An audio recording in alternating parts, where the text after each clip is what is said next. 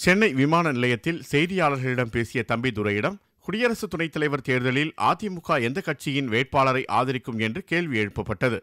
இதற்கு பதிலளித்த தம்பிதுரை, அதிமுக தலைமைக் கழகமும் முதலமைச்சரும் இந்த விவகாரத்தில் முடிவெடுப்பார்கள் என்று பதிலளித்தார்.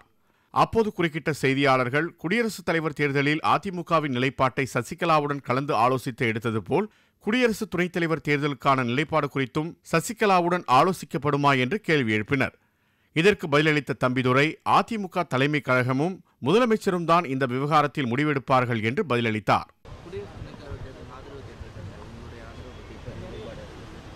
அனைத்து இந்திய அண்ணா திராவிட முன்னேற்ற தலைமைக் கழகமும் தமிழக முதலமைச்சர் அவர்கள் முடிவெடுப்பார்கள். இது குறித்து ஆலோசனை செய்து ஏற்கனவே குடியரசுத் தலைவர் தேர்தலுக்கு ஆலோசனைக்கு சசிகலா அவர்களை போய் பார்த்து ஆலோசனை மேற்கொண்டாங்க. இந்த மாதிரி ஆலோசனை மேற்கொள்ள வாய்ப்பு நான் திரும்ப சொன்ன தலைமைக் கழகமும் தமிழக முதலமைச்சரும் இது குறித்து முடிவெடுப்பார்கள்.